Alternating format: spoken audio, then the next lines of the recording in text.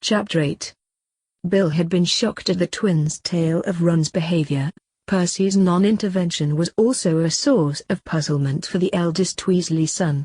Even taking away the fact that Ron was Percy's younger brother, he was still a Gryffindor prefect. A prefect with specific duties to watch over the first years.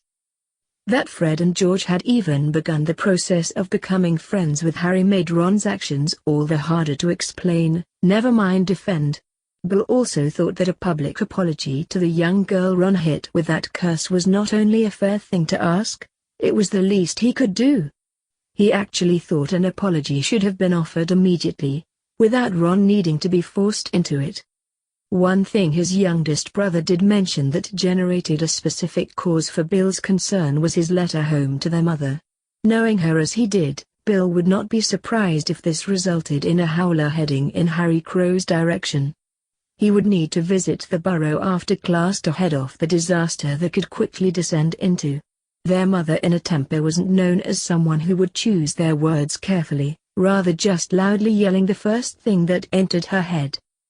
Bill was having to choose his words carefully in front of the class too, as it would appear he'd just made an error. Cursebreaker Weasley, I think you misinterpreted my answer, sir. I know there are curses which no magical shields can block. I was referring to a goblin shield when I answered your question. I'm sorry, Mr. Crow, but those are spells I'm not familiar with. Perhaps you could show us? A smiling Harry stood and removed a metallic disc from his pocket. It easily fitted into the palm of his hand. Until that was he twisted the disc a certain way. Seconds later, Harry had slipped a gleaming metallic shield onto his left forearm. It was oval in shape and went from slightly beyond his fingertips to just past his elbow, being about 18 inches across at its widest point. A self-adjusting strap on his forearm and a grip for his left hand saw it securely anchored without in any way restricting his movement. The rest of the class was suitably impressed. Here was a practical defense method they didn't need to know any spells to use. Draco was already in a foul mood after having to eat his words and attend the defense class. Potter once more in the limelight was not something he was prepared to tolerate. Do you honestly expect us to believe you can stop curses with that bit of tin? It looks like something our house elf would serve sandwiches off. Harry ignored the sniggering being aimed in his direction. This shield is not designed to actually stop curses, rather deflect them away from you. That takes a lot less power and really lengthens the life of the shield. A powerful dark curse would probably shatter it, but the same curse would pass right through a magical shield. This also frees up your other arm, allowing you to fight back at the same time. The wannabe leader of the first years was dismissive of all this, and made no attempt to hide his disbelief. Prove it. Harry raised his eyebrow questioningly at their teacher and got a nod of acceptance in return. Stinging hexes, okay, Mr. Crow? After agreeing, Harry made his way to the front of the class. He withdrew his knife and took up a defensive stance, awaiting the first hex. Bill deliberately aimed his hex at Harry's chest, just above where the lad had positioned his shield. The boy though was incredibly fast, moving and deflecting the curse away from him.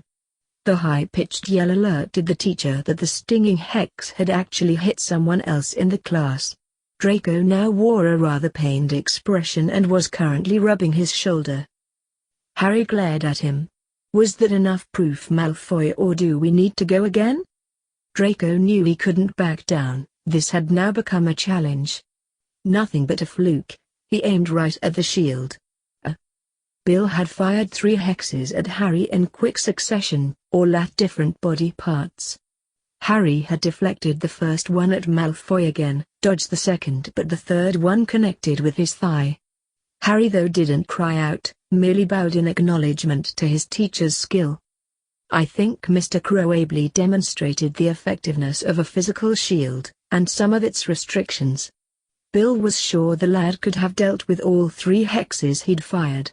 Harry though appeared willing to take a hit to ensure the first one was deflected back at the Malfoy boy. He decided not to mention this, instead used the hit as a teaching point. A good magical shield would easily have protected Mr. Crow from all three curses. Using a combination of both shielding methods should see him better protected in the future. Bill was also thinking the lad would need more extensive lessons in defense than taking the timetabled class with the rest of his year mates on a Monday and Thursday could provide. He'd obviously had some previous training, and Bill would be making inquiries about all of this on his return to Gringotts. Hogwarts' newest professor was just getting the class back on track about the best methods of defending yourself when their visitors arrived. Albus thought that this would at least be better than having the lad put on the spot in the Great Hall. He well remembered how his own attempt at that had gone. "Excuse us, Professor Weasley, sorry to disrupt your first class, but we require a few words with Mr. Crow." Cornelius spotted the black-haired bespectacled boy sitting at the front of the class and waded right in. He was after all the Minister of Magic and used to getting his own way.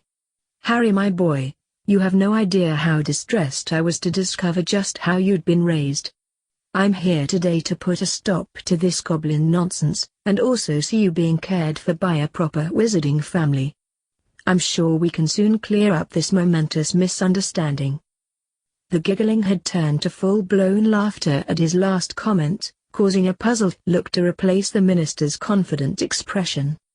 Sir, my name's Michael, not Harry."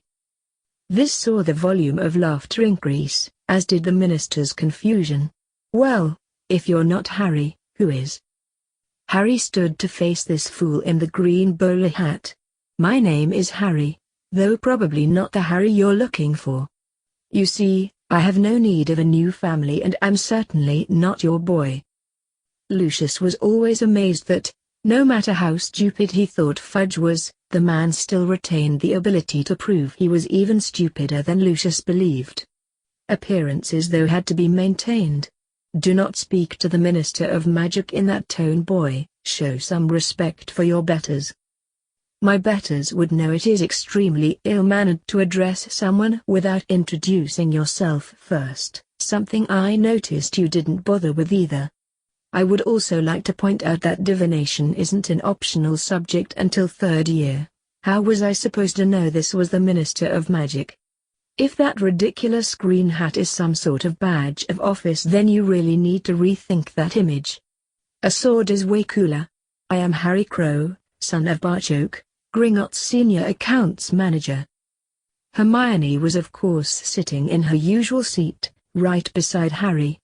In the defense classroom, this placed her between Harry and the door. Hermione was left sitting just in front of where Harry was now standing, and the young witch was already twirling her hair due to her mounting anxiety. Her best friend had basically just told off the magical equivalent of the country's prime minister. Both wizards who'd entered with the headmaster appeared flabbergasted, though the lady's eyes were practically twinkling with amusement. "Mr. Crow, my name is Amelia Bones and I'm head of the Department of Magical Law Enforcement." Harry bowed to the woman and answered her respectfully. "Well met, Madam Bones. I sincerely hope you're not here to arrest me?" Amelia actually broke into a smile at this. "Not at the moment, Mr. Crow. This is Minister Fudge and the other wizard is Lucius Malfoy." There was an instant change in Harry at this news. He immediately addressed Draco's father. "My apologies, sir. At my goblin school, we were taught classes on Lucius Malfoy. Again though, only your deeds were examined in great detail, which is why I didn't recognize you." Hermione thought she had seen all of Harry's faces, but here was one the young witch didn't recognize. Harry was practically fawning over Lucius Malfoy, something that went against everything she knew about her best friend. The only explanation that made any sense to Hermione was if Harry was up to something. As the senior Malfoy was lapping up Harry's praise like Pooh Bear slurps honey, she didn't think it would take too long to discover if there was a sting in the tail. "You attended classes about me?" "Certainly, sir. You are required reading for 9-year-old goblins in their economics classes." Dumbledore didn't know Harry near as well as Hermione did, but even he suspected the lad was up to something. Decades of dealing with students playing pranks had given a headmaster almost a sixth sense about these things. Albus decided he wanted to know more and, at this particular time, anything that diverted attention away from him was a good thing in his book. What did these lessons consist of, Mr. Crow? Oh, it's a well-known fact that the Malfoy family donates generously to lots of charities and good causes. It's also well known that those donations generally go to organizations where either Mr. Malfoy or his wife are in some way connected with the charity or cause, which is why they are on so many committees and boards. This was not something Lucius tended to broadcast, but wasn't too bothered about those facts being revealed here. The boy was certainly correct. Those in the know recognized the benefits of having a Malfoy on their decision-making panel.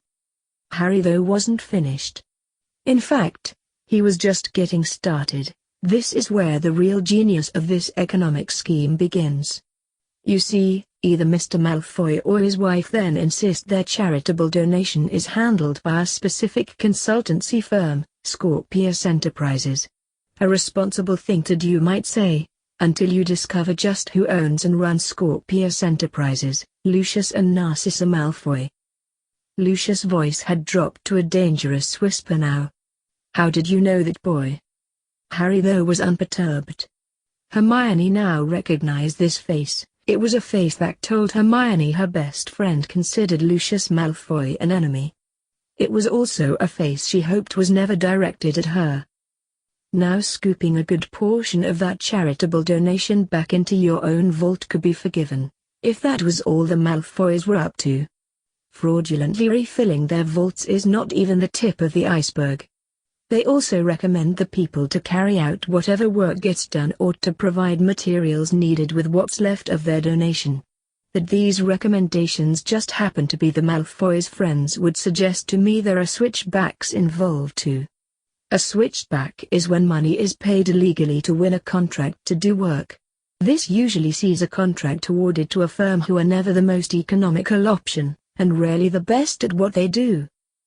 Lucius Malfoy was now clearly livid, but it was Amelia who asked Harry the question he was expecting. Mr. Crow, isn't that privilege information the goblins are handing out? Harry was quick to answer. Oh no, Madam Bones, all this information is already available inside the ministry. It just involves different departments, and there is a real lack of communication between them. I really have no idea whether Mr. Malfoy uses his influence to ensure that lack of communication continues, but that is neither here nor there. You see, we were all laughing at how easily Mr. Malfoy could publicly make a large donation to charity, and then privately ensure a large proportion of it ended back in his own vault when our tutor pointed out what was really going on. I think we've heard quite enough of this fantasy. Lucius' growl intimidated no one. Even in full Death Eater regalia, he wouldn't have been able to intimidate Harry into stopping speaking. That both Amelia and Dumbledore clearly wanted to hear more certainly didn't harm Harry's case. Hermione recognized this Harry as the one that took down the troll. He appeared calm on the surface, but she was aware just how quickly he could spring into action. That he was subtly moving so she was no longer directly between him and Malfoy was another clue. She had her wand in her pocket, but, for all the training she had, that's where it was going to have to stay. If a fight started, she was grabbing Padma and dragging both of them under the desk. Harry continued as if Lucius hadn't spoken. You see, every single contract of work Scorpius Enterprises awards goes only to those organizations that are owned and run by former Death Eaters. Mr. Malfoy is secretly funding the Death Eater movement in readiness for his master's return. The ministry exploded at this. These allegations are preposterous, boy. Lucius Malfoy is an upstanding member of the British magical community, and you know who is dead. Harry cut right across the minister, and almost started a riot in the class. Just speaking the name out loud got a reaction. That it was until people began to understand what Harry was actually saying. Voldemort is not dead and was here inside Hogwarts last week. The senior staff fought him in the corridor. The headmaster had warned us all not to go near. At least you were right about the most painful death bit awaiting anyone who went. The headmaster. Why do you think Quirrell isn't teaching this class? He was possessed by Voldemort and let that droll into the castle as a diversion. Professor Quirrell died when the headmaster cast Voldemort out of the castle. Hermione was watching the adults' reactions to these revelations since Harry's eyes never left Lucius Malfoy. At the mention of Voldemort, Lucius was quite green about the gills. The Minister of Magic actually looked like someone who'd just wet themselves, while Madame Bones appeared extremely angry, thankfully not at Harry. It was Dumbledore's reaction that drew her attention though. He was focused on Harry as if attempting to see right through her best friend. It was also clear to Hermione that the headmaster wasn't seeing what he wanted. Harry, how could you possibly know all that? Hogwarts chose me as her champion headmaster. That means she keeps me informed of things the castle thinks I need to know. The Grey Lady passed through the wall to float at Harry's side. Our champion speaks the truth. My mother helped build Hogwarts to teach all of this country's magical children, not as a plaything for the current headmaster. I give you notice, Albus Dumbledore, the castle will no longer support you dragging her children into danger. But for our champion's swift action, 3 of our youngest would be no more. This is your final warning. Albus Dumbledore. Why am I finding out Voldemort is back from an 11-year-old boy? Hermione quickly changed her opinion. Madame Bones wasn't extremely angry. The witch in question was royally pissed off. Hermione was even more grateful that anger wasn't directed in Harry's direction. Cornelius was finally stung into action. That's quite enough, Amelia. All this talk about you-know-who being back stops now. He's not back, he can't be back. You saying that Minister doesn't make it true, just like Malfoy here saying he's not a Death Eater doesn't make it true either. I'm warning you for the last time, boy. Harry moved closer to Malfoy. I'm sure Professor Snape will have some Veritaserum in his department. A few drops would end this argument once and for all. How about a magical oath that you were never willingly a Death Eater? Personally, rolling up your left sleeve would be enough proof for me. Malfoy's control finally snapped and he went for his wand, but, since Harry had deliberately provoked the Death Eater, he expected nothing else. Harry's custom-made knife had its point digging into Lucius' chest, directly in line with his beating heart, before the Death Eater could even think about getting a curse off. If you intended to use your wand for a magical oath, go right ahead. Otherwise, try anything and I'm pushing this blade home. We'll all get a chance to see just how pure Malfoy blood is when it's pumping out your chest. There was a short kerfuffle behind which ended with a slap and a yelp Harry was coming to recognize. It's only Draco trying to interfere. I slapped him one and now Neville's got him covered. Harry's eyes never left the senior Malfoy, but he was sorry he missed Hermione slapping Draco. Thanks, Hermione, nice to know someone has my back. Amelia's wand had Malfoy covered the instant he reached for his. She was delighted to see the young lad had the drop on the arrogant ass. Like Harry, Amelia was certain Lucius Malfoy was a Death Eater but was powerless to intervene because of his ministerial contacts. She didn't believe a young boy should have to solve their Death Eater problem but wouldn't lose any sleep if he skewered Malfoy today. Cornelius didn't know whether to shit or swear, but Albus couldn't stand there and see a young man become a murderer, even to rid the world of Lucius Malfoy. Mr. Crow, I can't allow you to kill him. Had he drawn a wand on me inside Gringotts, Malfoy would already be dead, headmaster. His blonde hair would be streaked with red as his head rolled along the bank's floor. Lucius was frozen to the spot. Draco had written home that this boy had slaughtered a troll with a blade. One glance into those blazing green eyes told him this boy wouldn't hesitate to carry out his threat. The wicked-looking knife currently pressing between his ribs certainly lent credence to his fears. Lucius felt closer to death than at any other time in his life. Dumbledore also recognized Harry was ready and prepared to carry out his threat.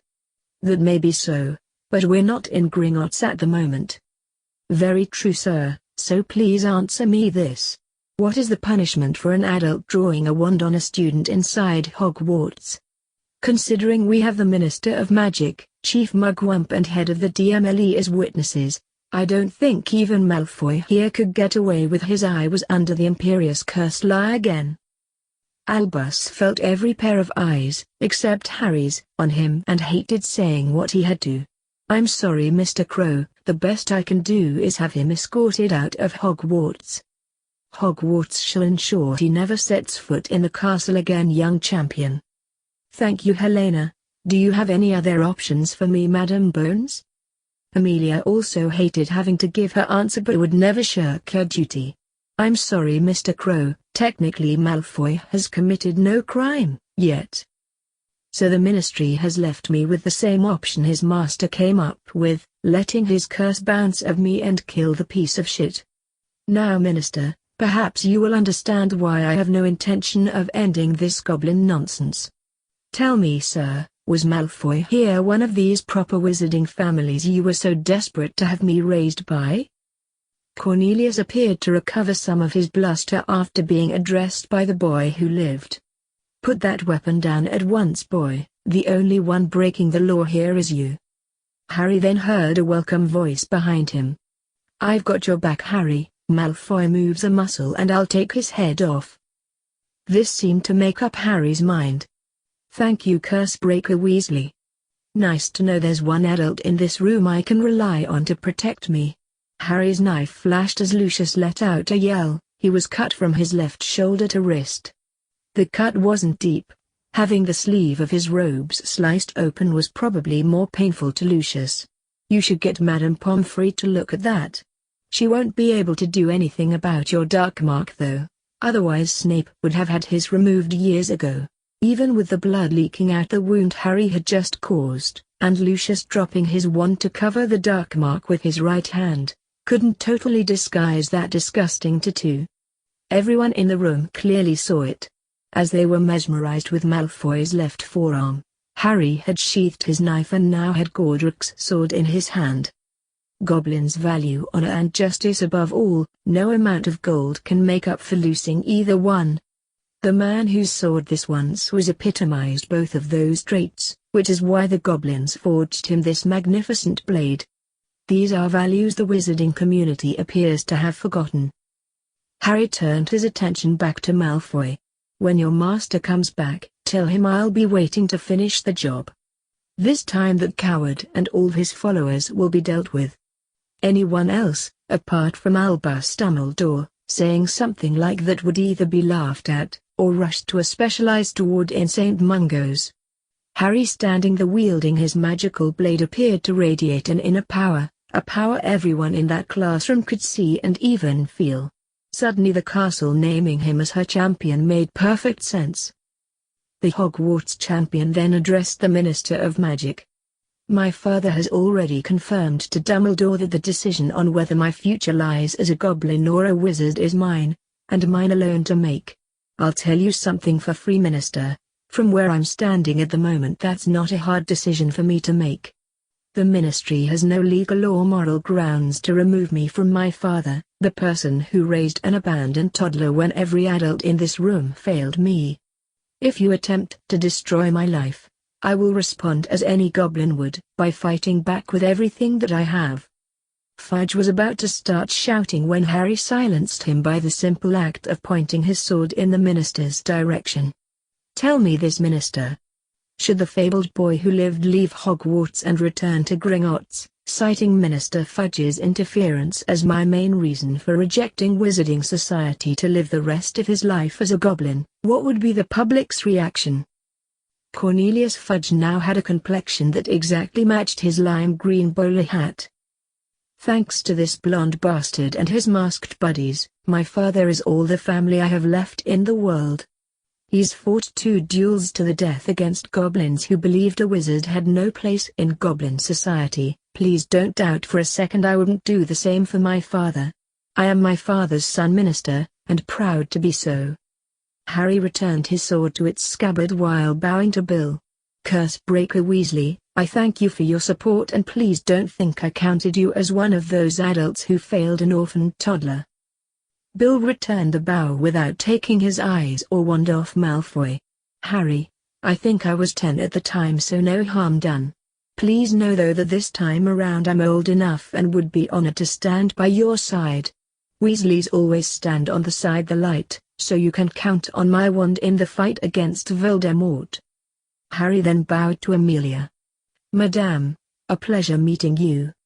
I know that in any fight against Voldemort, Amelia Bones would be at the heart of that battle. Should you wish to speak again, please arrange it through Professor McGonagall or my head of house. Your honesty and regard for the law are well known within Gringotts, as are the restrictions you are required to work under. I hope what has been learned here today may help with those restrictions. With that, Harry marched out the classroom. Harry's parting words were like an explosion of understanding for a few of the adults in the classroom. Albus and Amelia got it at once, with Bill only a few moments behind. The goblins were barred by treaty from interfering in wizarding affairs, yet were currently sitting on an active volcano, one that was soon due to erupt. They knew Voldemort wasn't dead, and also that his vile organization was sitting ready for his return, yet couldn't do anything with that information. Harry Crow had just laid it out for them on a silver salver, leaving behind a bleeding Malfoy, standing there with his dark mark clearly visible, and a minister who was almost catatonic with the thought of his precious public approval rating plunging into minus numbers. Amelia was so impressed, she wanted to run after the boy and kiss him for this gift. If the young witch who almost bowled her over following Harry out the door was any indicator, he would soon be getting kissed by someone a lot nearer his own age. Hermione had learned her lesson from the troll debacle. She had no intention of letting Harry have time to formulate any wrong ideas about this. She quickly grabbed both of their defense staff and chucked it into his bag before tearing out of there after him. She thought Dumbledore was going to say something about her leaving too, but then the headmaster seemed to change his mind. He would need to have taken his wand out and restrained the determined young witch. Harry needed her, and this time she intended to be there for him. Hogwarts had also learned from the troll incident. Leaving her champion alone for the entire evening was not a mistake the castle intended to make again. The portraits and the fat friar quickly led Hermione straight to him. She didn't even hesitate when seeing it was a boys' toilet. She burst in and heard retching noises coming from one of the cubicles. Harry was throwing up into one of the toilets when he suddenly felt someone slowly rubbing his back. "It's okay, Harry. I'm here for you." Those words, combined with Hermione's soothing actions, were better than any potion from Madame Pomfrey for settling his nerves and stomach. It still took a couple of minutes for him to be able to answer her though. "Won't you get into trouble for leaving the class, and being in a boys' toilet?" "I just watched my best friend rip the Minister of Magic a new one, so figured, what the hell? You only live once, so why not throw a little danger in there? And anyway, the fat friar was going to get Moaning Myrtle to stand guard for us. Trust me, no boys will enter this toilet with her there." "How did I come across back there? I was hoping for someone who was in control and desperately trying to avoid being considered some psychotic nutter. I thought you were wonderful, but can I ask you something? Just how long have you been planning that?" Harry couldn't help but smile, not surprised that Hermione would see through him and pick up on their scheme. So much for spontaneity, it's overrated anyway. Father and I actually had about 6 plans depending on the circumstances. I couldn't believe my luck at how it played out. Cursebreaker Weasley and Madame Bones were unbelievable bonuses. We needed Malfoy's deeds and Darkmark made public. He's the linchpin in the Death Eater organization. One of the plans had me slapping Malfoy Sr. and challenging him to a duel. Hermione couldn't hide her horror at that outcome. "Harry, could you beat him in a duel?" "Hermione, I'm 11, he would kick my ass. He let me get close today, which was a big mistake. With a blade, I could carve my initials on his forehead before he could say ouch. For a wand duel, I had intended to sucker him into accepting and then nominate our head of house to fight for my honor. Master Flitwick was a dueling champion on the European circuit, and Dumbledore is probably the only person within a 100-mile radius who could hope to match him. So you had no intention of killing him? That was all a bluff? Harry looked straight into Hermione's eyes and answered her as honestly as he could. That was never part of the plan, Hermione, but if he'd tried anything stupid... Thanks for taking care of Draco for me.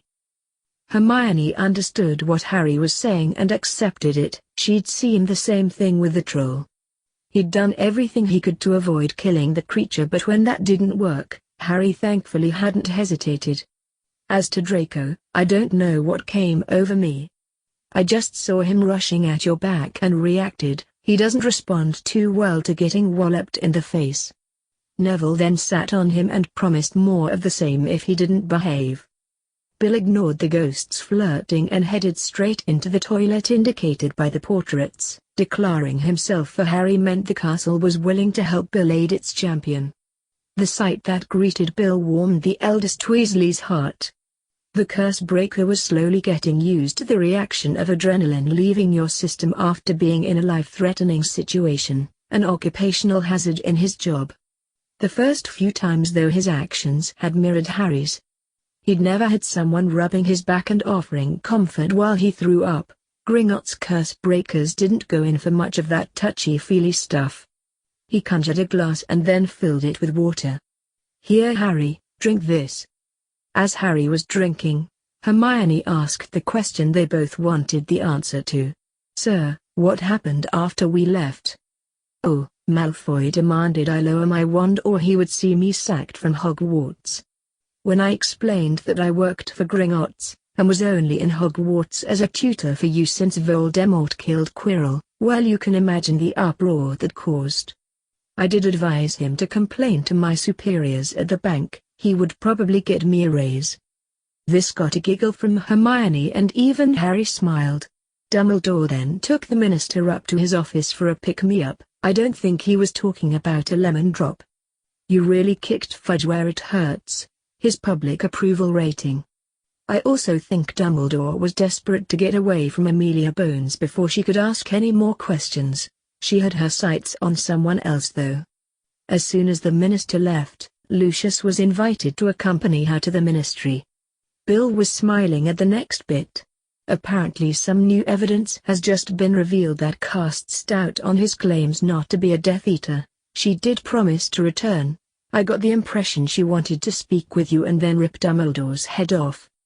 This had both Harry and Hermione smiling too, but Bill had more to say. Harry, what you did in there today was brave, bold and bloody brilliant.